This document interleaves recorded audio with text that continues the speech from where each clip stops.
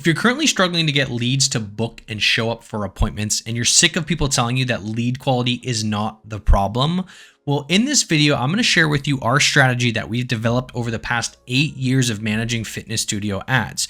Not only that, but over the past 2 years, we've been managing follow-up for over 80 different studios. And something that we realized that when you're actually managing the ad side of things as well as the follow-up side of things, you can actually determine whether or not your ads are going to the right people, and thus you can determine if you do in fact have a lead quality problem. And so in this video, I'm going to share with you 6 things that you can do in order to determine if you have a lead quality problem, and then the simple things that you can do to actually fix that issue. 2 years ago, when we started managing our clients' follow-up, we realized that Facebook ads don't always work the exact same way across the board. There's a phenomenon called pocket theory, and the best way to explain this is to try to give you a little graphic here.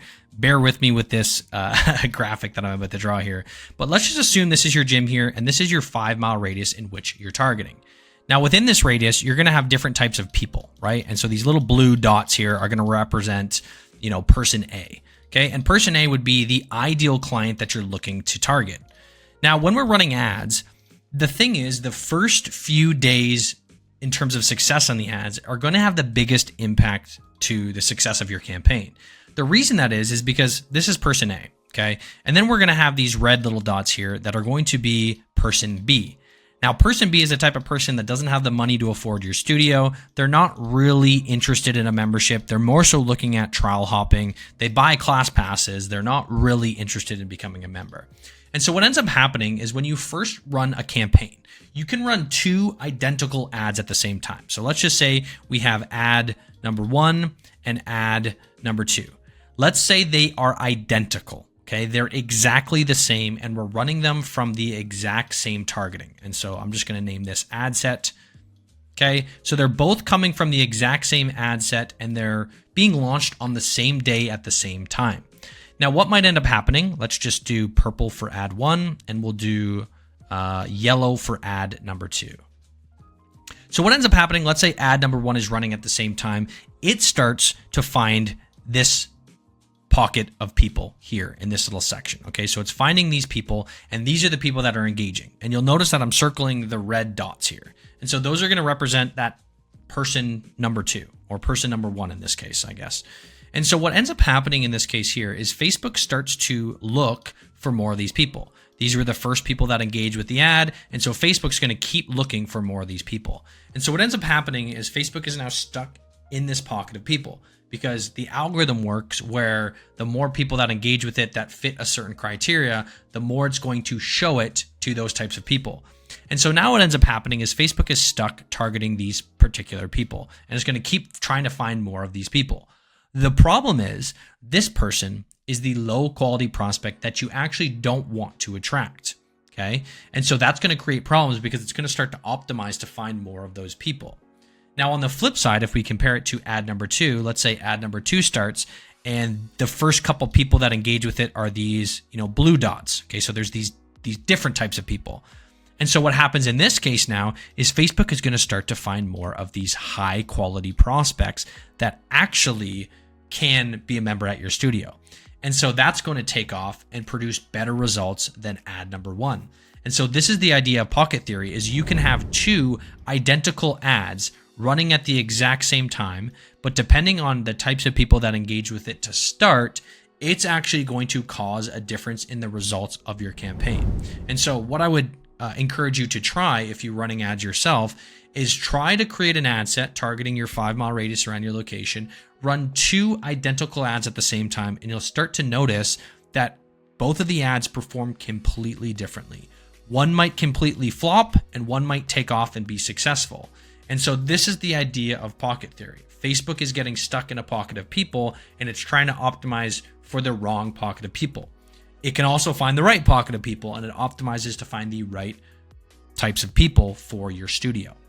Now, I want to take this a step further because this is just one side of this entire picture. The other thing we have to keep in mind is that these ads that we're talking about here, so ad 1 and ad 2, in this case, they're identical. But what I want you to think about is the fundamental building blocks of the ad actually influences the types of people that are going to actually engage with it. Okay. And so let's say hypothetically we created an ad, it's free, it's basically appealing more to this type of person, the red person in this case here, which is the lower quality prospect that we don't want to attract. And so what I'm getting at here is human psychology plays a lot with the ads we create, because the offer we run, the creative we run, the copy that we have is going to appeal to a certain type of person. And if we design our ads to be attracting these types of people, well, then guess what? We're going to be attracting lower quality prospects. And because we're attracting these lower quality prospects, the algorithm is going to think, hey, these are the people that, this business wants, because these are the people who are opting in for this free offer or whatever it is that we're running, versus creating an ad that's actually appealing to the types of people that you want to attract in your studio. And so I want you to keep this in mind whenever we're coming up with these ad creatives, or whenever you're building out a campaign to market your facility. You want to think of your ideal prospects and make sure it is appealing to them and not appealing to the people who you don't want to attract. This is how we can optimize for lead quality and make sure that our ads are going to the proper people. Okay, so how do we actually determine if you have a lead quality problem? So the first thing we need to do is audit your follow-up system. And so I want to share with you 3 things that you need to have a successful follow-up system. So number 1 is the speed of interaction. Are you replying within 1 to 3 minutes? If you're not, your conversions are going to be much less than if you're replying within 1 to 3 minutes. And so that's the first thing you should audit. Are you replying quick enough to your leads? Next, conversation guidance. Are you sending people a million different options when they're trying to get booked for an appointment? Are you letting people self-schedule? What's that process look like? You really need to audit this, because if you're getting leads into the system that are a high quality lead, but your process on the back end is flawed, then it's not a lead quality problem. However, if you know with certainty that your follow-up system, you're replying within, a reasonable amount of time, within 1 to 3 minutes, you have proper guidance. And so in this case here, we only want to give about 2 options. We never want to give like our entire schedule that people can look through, because it creates overwhelm, and we want to make it very simple. We also want to make sure we're answering the contact's questions and then keeping the conversation moving forward with follow-up questions to make sure we're guiding them to book an appointment. Next, we want to know when to share things like price. If the first time somebody asks you for price, you say, hey, it's about $300, $400, and they have not experienced any value at your studio yet, then you're going to give somebody a price shock and they're probably going to stop replying to you. Okay, so make sure you take a look at your conversational guidance, make sure you have it structured, and it's very easy for people to pick a time, book an appointment, and come to the studio. The last thing is human personalization. Okay, you do not want to sound like a business, you want to sound like a friend.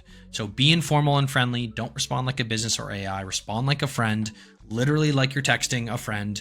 Don't use commas or periods. You should not be using punctuation unless that's how you usually text. But for the most part, most people are not using punctuation. They're not putting a period at the end of their text messages. Make it feel as personal as possible. And then definitely use emojis. Everybody uses emojis in their text messages for the most part, especially if you're targeting females. A lot of females generally use emojis to convey their tonality in their messaging. And so you can leverage that as well. And so the first thing to identify if you have a lead quality problem is to audit your follow-up process. Are you doing the proper structured follow-up things that you can be doing in order to convert people onto a booked appointment and then to actually get them to show up? If there is flawed in this system, it's going to be tough to determine whether or not you have a lead quality issue, because your backend system is just not functioning like it should. Okay, so once you've audited your follow-up process and you're fairly certain that's not causing the issue, there's 5 tests that you can run to fix your lead quality problem on Facebook. Number 1, creative style testing. And so we ran a test recently at a location where, we were struggling to get our lead cost down. It was roughly around $15 to $16 a lead. And so what we did is we actually ran a bunch of different Canva style images.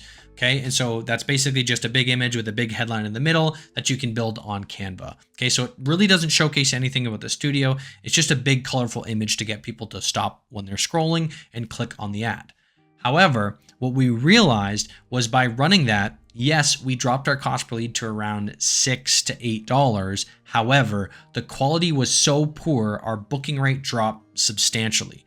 And so what we realized was by running that style of creative, it was attracting the wrong type of person. If you remember from previously in the video, we talked a little bit about the psychology around the ads and how certain ads can attract the wrong type of people. In this case, at this location, the Canva style ads were attracting the wrong quality of prospects, which led to less bookings, less show ups, and in fact, it increased the costs on the back end because yes, we were getting a whole lot of leads, but the conversion onto bookings and show ups was far less than it was when we had different images and creatives running. And so by switching back to videos of them doing workouts in the studio, having group photos of actually the community, it actually started to improve the booking and show up rates on the back end, in which it was actually more profitable, even though the lead cost was a little bit higher. Okay. And so that's very important to do, is to run a creative style test to make sure that your videos, your images are congruent with what people are actually going to receive when they come to the studio. Okay. Anytime we run Canva image tests, yes, it can work in some locations, but a lot of the times, because it's not really congruent with what people are going to get when they come into the studio, they don't know what type of classes that you do. It's just this big, colorful image that can lead to a lower quality prospect opting in. Number 2, offer restructuring. Okay. And so we clearly have this big debate between free and paid offers in the industry right now. And what I'm noticing is that free used to be the best overall to run.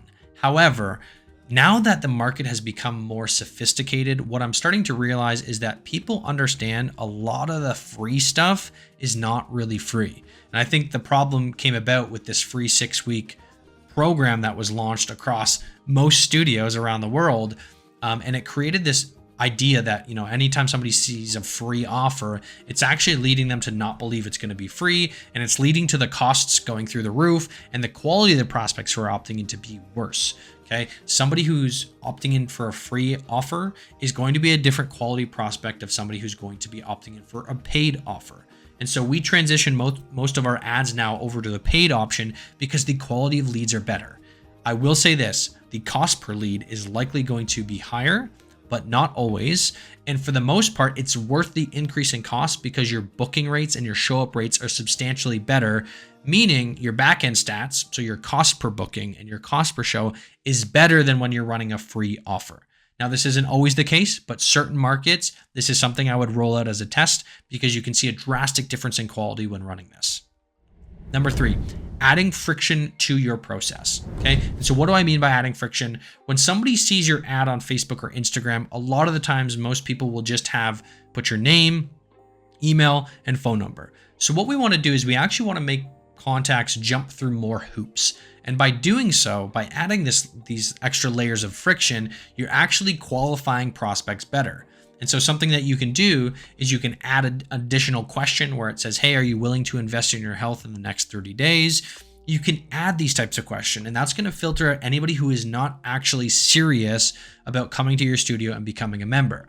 Not only that, but what ends up happening is you can filter out anybody who answers the question incorrectly. And that way, Facebook's algorithm doesn't learn to go to those people. It actually learns to go to the people who are filling out the questions in the way that you want them to. Number 4, adding specificity to your copy and even into your creatives. And so what I mean by this is when you have a copy at the top of your headline and you're calling out a specific individual, the more specific you can be to who you want in your studio, the better it's going to perform from a lead quality perspective. Now, the reason that is from the same examples I gave about the psychology of things. If you can very pinpoint explain who you're trying to target in your ad copy and in your creative, you're going to be able to persuade those types of people to actually take action. Okay. If you can filter out in your ads who this isn't for and who it is for, then anybody who reads that says, okay, this is for people who are willing to invest in their health, people who have some disposable income, whatever it is going to be in that description, you want to very clearly state who this is for. And so that way, anybody who isn't the right fit, who doesn't have the money for the membership, who can't afford it, will read that and filter themselves out. They won't even bother to opt in because it doesn't kind of resonate with them. Versus the other people who you do want, it will resonate with. Okay, so that's going to be a very big tip in terms of how to get your lead quality to improve. Step number 5, audience testing. And so when we're doing audience testing, one of the most important things that we can do here is select interest based on who's going to be most likely to actually come to the studio. Now, some of the things that we do with our audience testing is we're going to have our blanket audience as the main kind of audience that we're testing against. And then we're going to do interests. And so we're going to look for people who have, You know, if you have a CrossFit facility or a yoga facility, you're going to want to select interests based on the type of studio that you have. From there, you're then going to also have another test that's going to be specific to income. Now, in certain locations, it might not be allowed to do this type of targeting, but for the most part, in the States anyways, the income targeting is back. And so you can go in there and you can select anybody who's in the top 50% of income and run those 3 different audiences to see if you can find the right pocket of people in each of those audience. That's also going to help kind of reset the algorithm. If you're noticing that all the leads coming in for the past couple months have just been really bad quality, it's always a good idea to run a new ad set or a new audience test in order to kind of reset the algorithm so it has to start to learn again. Okay. As I mentioned previously, if it's stuck in the wrong pocket of people and you just keep letting those ads run, it's not going to move out of that pocket of people to the better quality prospect. And so it's better to kind of revamp your entire campaign, run it from scratch again, and that can help improve your lead quality. Once you've determined that your follow-up system is not the problem causing people not to book and show up, and that it might actually be a lead quality issue, you're going to want to run those 5 tests: creative style testing, offer restructuring, adding friction to your opt-in process, adding specificity to the copy and the creatives in order to isolate who you want in your studio, and number 5, audience testing to find a new pocket of people that might be higher qualified prospects in order to enhance that quality that's actually coming through your pipeline. If you found this video helpful, please leave it a like and subscribe to the channel if you want to see more content like this. And for those of you who are gym owners that are looking for a more done-for-you solution, you can book a free strategy session on my website, untapped-revenue.com.